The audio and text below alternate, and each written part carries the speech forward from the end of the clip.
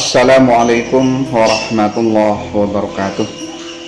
Alhamdulillah wa syukurillah, la hawla wa la quwwata illa billah. Asyhadu an la ilaha illallah wahdahu la syarika lah, wa asyhadu anna Muhammadan abduhu wa rasuluh la nabiyya ba'dah. Hadirin pemirsa majelis ilmu yang dirahmati oleh Allah Subhanahu wa taala, selamat berjumpa kembali di majelis ilmu Ca'rus ini. Mudah-mudahan bahasan kali ini memberikan manfaat bagi saya pribadi dan manfaat bagi kita semua. Hadirin pemirsa yang dirahmati oleh Allah Subhanahu wa taala, kemarin dari teman subscriber kita ada pertanyaan dari Mbak Nita Alia.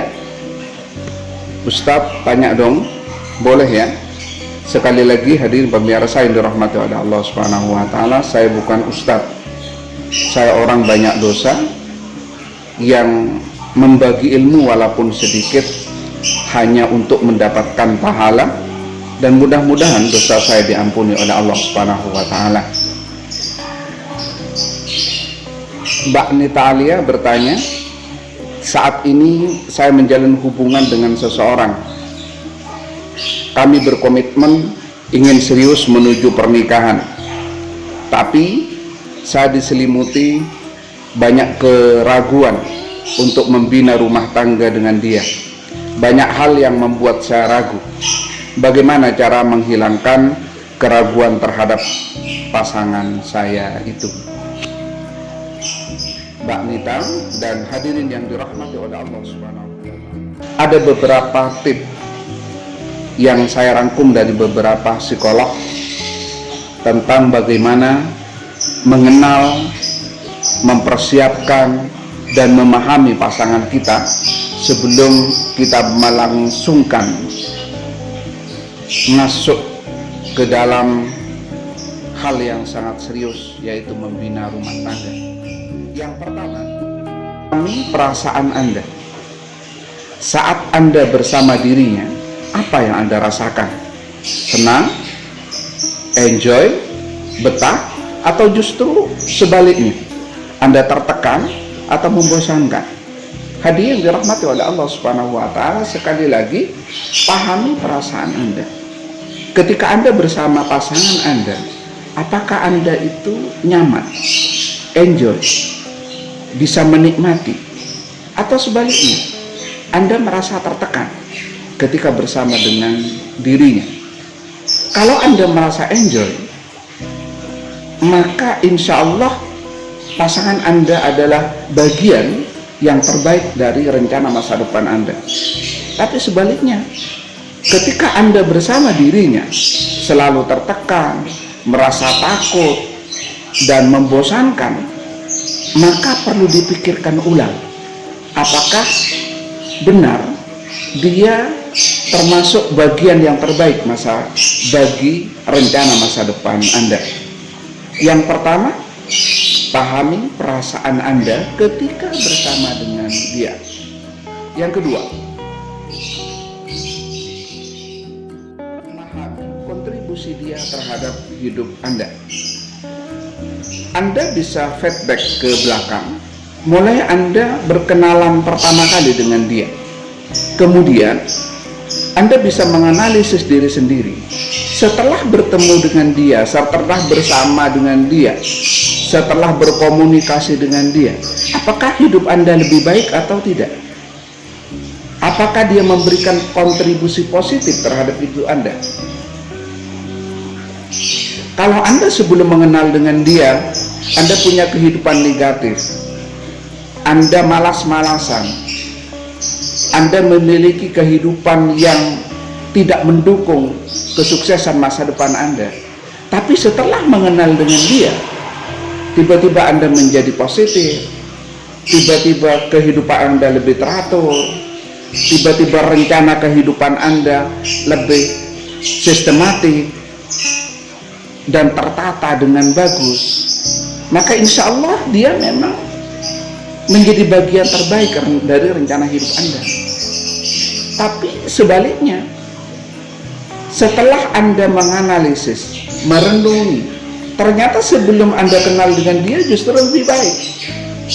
Sebelum Anda kenal dengan dia, ternyata tatanan hidup Anda, kepribadian Anda ternyata lebih baik. Dengan teman Anda baik, Anda tidak mudah curiga kepada siapapun. Hubungan dengan keluarga sebelumnya Anda baik, tapi ketika Anda berkenal dengan dia, bersama dengan dia, tiba-tiba Anda renggang dengan keluarga Anda, tiba-tiba Anda renggang dengan saudara Anda, dengan teman-teman Anda juga renggang, dan hal-hal negatif selalu mewarnai kehidupan Anda ketika Anda bersama dengan dia. Maka perlu dikaji ulang, dipikirkan secara pelan-pelan, apakah memang benar calon pasangan hidup Anda ini mau Anda pertahankan. Mbak Tania dan hadirin yang dirahmati oleh Allah Subhanahu wa Ta'ala, mencoba feedback ke belakang. Apakah pasangan Anda memberikan kontribusi positif terhadap kehidupan Anda? Kalau itu terjadi, memberikan kontribusi positif terhadap kehidupan Anda, ibadah Anda lebih bagus, hubungan Anda dengan orang tua lebih bagus, Anda tiba-tiba dengan teman-teman Anda lebih bagus, Anda yang sebelumnya jarang beribadah, kemudian ketika ketemu dengan teman ini Anda sering beribadah. Sebelumnya Anda asal-asalan dan hidup tidak tertata dengan rapi, tapi ketika ketemu dengan dia ternyata Anda lebih rapi, lebih teratur, masa depannya lebih tertata. Kalau itu yang terjadi, berarti pasangan Anda memberikan kontribusi positif terhadap kehidupan Anda.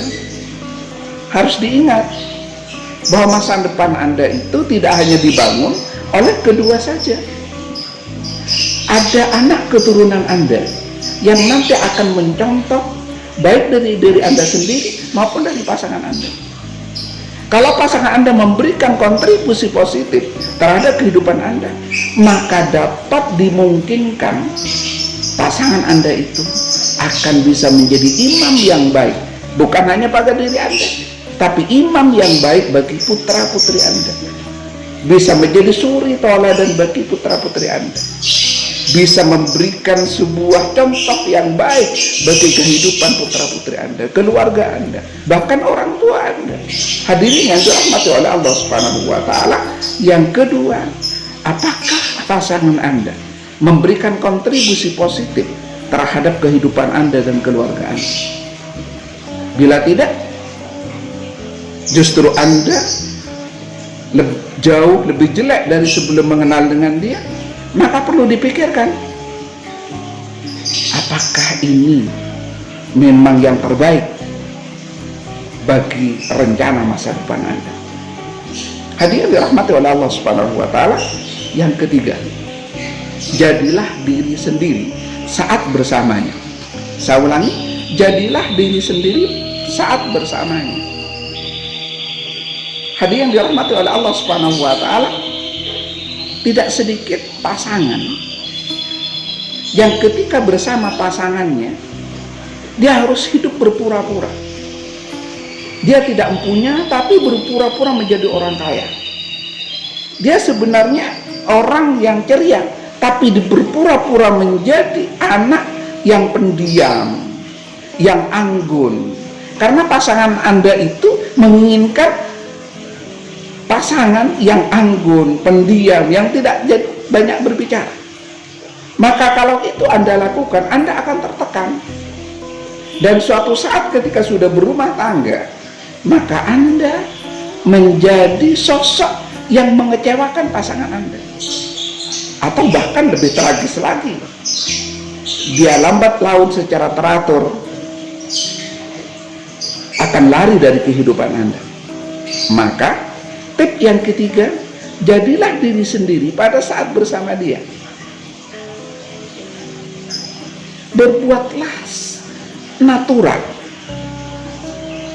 Berbuatlah apa yang biasa, yang Anda sukai. Kalau Anda suka dengan makanan ini, ya sudah makan makanan ini. Kalau Anda memang bukan orang kaya, ya sudahlah, tampillah apa adanya. Kalau Anda bukan keturunan orang yang menurut dia harus seperti itu, ya sudahlah, Anda harus berperilaku, menyatakan sebenarnya siapa Anda yang sebenarnya. Kemudian tinggal lihat, apakah dengan Anda berperilaku seperti diri Anda sendiri, atau keadaan Anda yang sebenarnya, dia tambah mendekat atau justru tambah menjauh.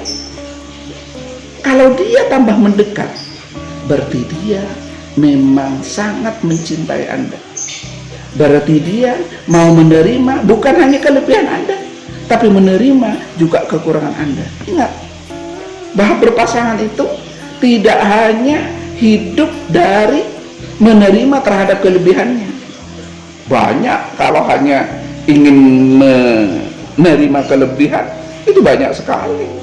Bahkan orang gila pun akan menerima orang yang punya kelebihan. Bahkan orang bodoh pun akan menerima kelebihan seseorang. Tapi orang yang benar-benar mencintai tidak hanya menerima kelebihan Anda, tapi juga akan menerima kekurangan Anda. Sekali lagi, jangan pernah berpura-pura menjadi orang lain. Jadilah diri Anda pada saat bersama dengan dirinya. Jangan pernah takut ditinggalkan. Biarkan dia tahu siapa diri Anda sebenarnya. Biarkan dia tahu terhadap kebiasaan Anda. Biarkan dia tahu terhadap latar belakang Anda. Jangan pura-pura menjadi sesuatu yang menurut dia Anda harus seperti itu. Maka Anda akan tertekan selamanya. Berhubungan, berpasangan, apalagi mau masuk ke jenjang kehidupan yang lebih serius dengan pernikahan, itu bukan masalah 1-2 hari, 1 bulan 2 bulan, 1 tahun 2 tahun, tapi selamanya, seumur hidup Anda. Oleh karena itu, Anda tidak mungkin kuat berpura-pura selamanya. Anda tidak mungkin kuat menutupi aib Anda yang sebelumnya. Anda tidak akan mampu menutupi latar belakang kehidupan Anda sebelumnya. Anda tidak akan mampu menutupi latar belakang keluarga Anda. Terbukalah, berbuatlah seperti diri Anda sendiri. Kalau dia mau menerima, syukur, berarti dia adalah pilihan terbaik. Tapi kalau dia tidak mau menerima, mungkin Allah mendatangkan orang yang bisa menerima Anda apa adanya. Saya sangat mencintai dia, saya takut kehilangan dia. Itu bahasa klise yang sering kita dengar, sehingga orang-orang berpura-pura untuk menjadi orang lain, takut dia lari dari dirinya. Padahal cinta dia kepada Anda itu penuh dengan kepalsuan. Begitu juga cinta Anda kepada dia juga penuh kepalsuan. Kenapa saya bilang seperti itu? Kalau Anda benar-benar mencintai dia, maka Anda tidak akan membohongi dia. Kalau Anda benar-benar mencintai dia, Anda tidak akan menutupi latar belakang kehidupan Anda. Tidak akan menutupi siapa keluarga Anda yang sebenarnya. Sebab cinta salah satu yang sangat penting adalah kejujuran. Saya ulangi, sebuah pasangan, hal yang sangat penting adalah kejujuran. Jadi berhentilah berpura-pura menjadi orang lain. Jadilah diri Anda pada saat bersama dengan dirinya. Yang berikutnya,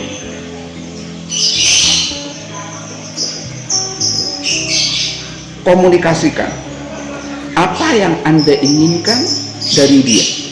Komunikasikan apa yang Anda inginkan dari dia. Kadangkala masalah yang kita hadapi tidak rumit, tapi pikiran kita saja yang rumit. Kita selalu takut untuk menyampaikan apa yang kita inginkan. Takut dia pergi, takut dia marah, takut dia kecewa. Sesuatu yang sangat rumit. Padahal belum tentu dia menanggapinya seperti itu. Makanya Anda akan sakit sendiri kalau mereka-reka sesuatu yang negatif pada dirinya. Seakan-akan dia sosok yang tidak mau memahami Anda. Dan itu tidak ideal dalam sebuah pasangan. Hadirin yang dirahmati oleh Allah Subhanahu wa taala, sampaikan keinginan Anda terhadap apa yang Anda inginkan dari dirinya. Contoh, Mbak Tania punya pasangan yang suka merokok. Anda dan keluarga Anda termasuk keluarga yang tidak suka dengan perilaku seperti itu. Anda diam. Kemudian Anda hanya bilang kepada keluarga Anda bahwa dia tidak merokok dan lain sebagainya. Lebih baik Anda jujur menyampaikan bahwa Anda dan keluarga Anda, terutama Anda, tidak suka dengan orang merokok. Belum tentu dia marah, belum tentu dia akan meninggalkan Anda, belum tentu dia kecewa. Kalau alasan yang Anda sampaikan pada dirinya adalah alasan yang masuk akal demi kebaikan dirinya, Mas, saya dengan keluargaku tidak suka merokok, tidak suka orang yang merokok. Karena apa? Karena itu akan merusak kesehatan, mengganggu kesehatan kita. Kasihan kalau Mas suatu saat paru-parunya kena karena sering merokok. Sampaikan apa adanya, jangan diam, karena orang ini akan menjadi pendamping Anda. Orang ini akan bersama Anda 24 jam sampai Anda meninggal dunia. Sampai kapan Anda mau menahan diri untuk memberitahukan keinginan-keinginan Anda? Kadang-kadang percekcokan terjadi karena si pasangan tidak tahu apa yang kita inginkan.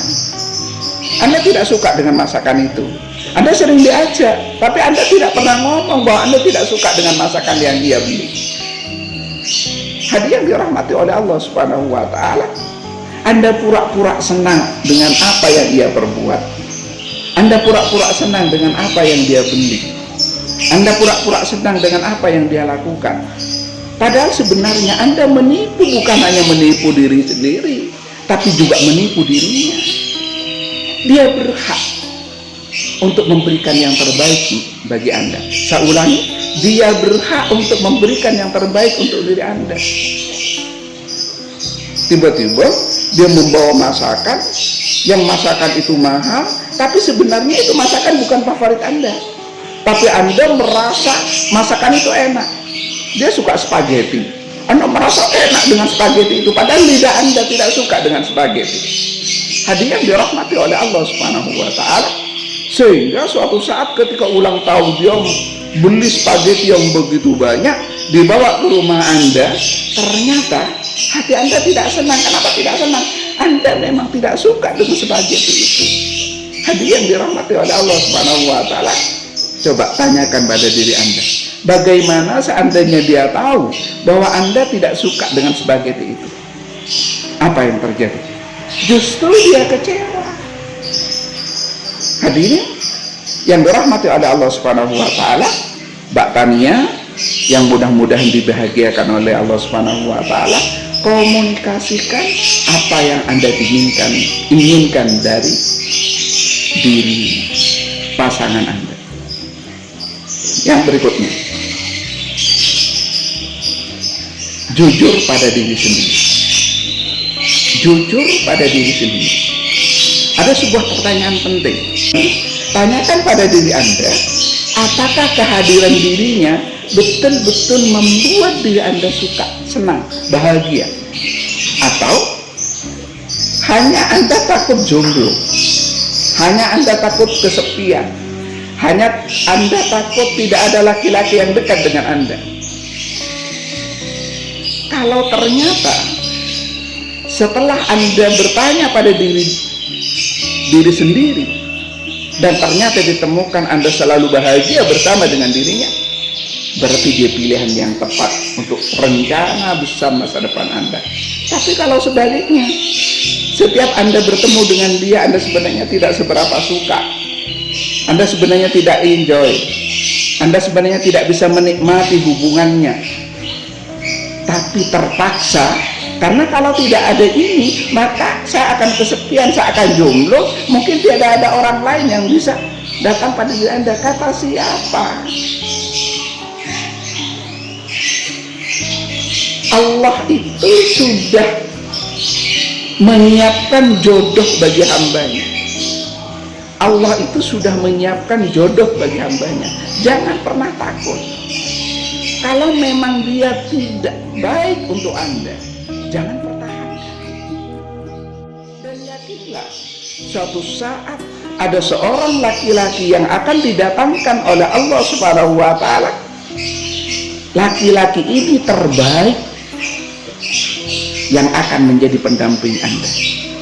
Jangan khawatir, tidak ada seseorang laki-laki maupun perempuan yang tidak bisa menjadi pengganti dirinya.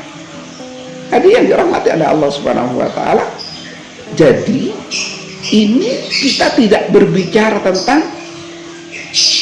apakah dia harus menjadi masa depan Anda. Bukan itu. Lebih kepada Anda sendiri. Apakah pasangan Anda itu terbaik untuk masa depan Anda? Saya ulang, apakah pasangan Anda itu yang terbaik untuk masa depan Anda, yang terbaik untuk keluarga Anda, terutama yang terbaik untuk anak-anak Anda? Kalau tidak, akhiri. Dan jangan takut, karena Allah tidak pernah memberikan jalan buntu. Saya ulangi, karena Allah tidak pernah memberikan jalan buntu.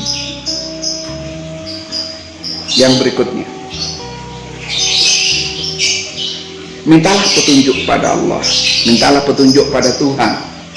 Kalau Anda orang Islam, sholatlah istikharah, sholatlah sholat hajat, minta pertimbangan kepada Allah Subhanahu wa Ta'ala. Apakah orang ini baik atau tidak? Bukankah mungkin Anda memahami sholat istikharah itu dua pilihan? Setiap masalah pasti ada dua pilihan.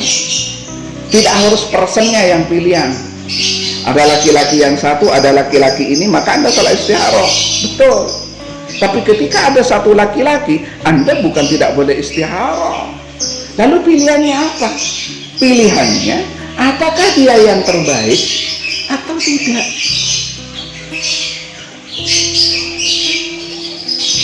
Apakah dia yang terbaik atau tidak? Makanya dalam doanya itu, seandainya orang ini atau seandainya ini yang terbaik bagiku, ya Allah, dekatkanlah. Seandainya ini yang tidak terbaik bagiku, ya Allah, jauhkanlah. Seandainya ini terbaik bagiku, ya Allah, cepatkanlah. Cintailah, cintakanlah hatinya pada diri saya. Tapi seandainya yang ini tidak yang terbaik, ya Allah, berikan kemampuan saya untuk melupakannya. Bukankah seperti itu? Jadi pilihannya, apakah dia masa depan Anda atau tidak? Sholatlah kepada Allah. Ingat, apa yang terbaik bagi kita belum tentu yang terbaik menurut Allah. Saya ulangi, apa yang terbaik menurut kita belum tentu yang terbaik menurut Allah. Dan ingat bahwa Allah yang maha tahu masa depan Anda. Anda hanya memprediksi, tapi Allah tahu 100% masa depan Anda. Begitu juga sebaliknya. Apa yang tidak baik menurut pendapat Anda, belum tentu itu tidak terbaik menurut Allah. Sekali ingat bahwa Allah yang maha tahu tentang masa depan Anda. Oleh karena itu, hadirin pemirsa yang dirahmati oleh Allah Subhanahu wa Ta'ala, sholat istikharah, mintalah petunjuk padanya, sebab dia yang maha tahu tentang masa depan Anda. Kalau dia memang yang terbaik, insya Allah dia akan didekatkan dengan Anda. Kalau sebelumnya dia tidak baik perangainya, tapi yang terbaik untuk Anda, insya Allah perangainya yang dirubah oleh Allah Subhanahu wa Ta'ala. Kalau sebelumnya dia bukan tidak ideal, perilakunya tidak ideal, dan menurut Allah itu yang terbaik untuk Anda, maka dia dibuat ideal oleh Allah Subhanahu wa Ta'ala. Ada yang dirahmati oleh Allah Subhanahu wa Ta'ala, begitu juga sebaliknya. Dia menurut Anda ideal, cinta Anda pertama, sudah sekian lama menjalin hubungan, tapi kalau menurut Allah dia kurang baik,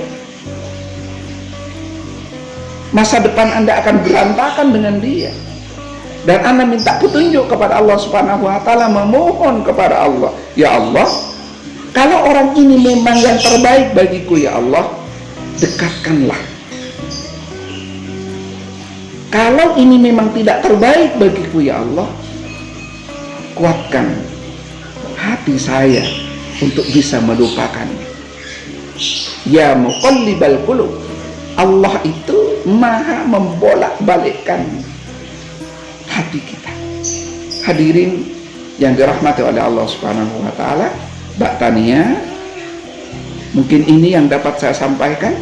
Mudah-mudahan memberikan manfaat bagi saya pribadi, bisa memberikan manfaat bagi kita semua, terutama generasi muda, baik itu yang laki-laki maupun yang perempuan. Dan mudah-mudahan kita semua mendapatkan pasangan ideal menurut diri Anda dan ideal menurut Allah Subhanahu wa Ta'ala. Wassalamualaikum warahmatullahi wabarakatuh.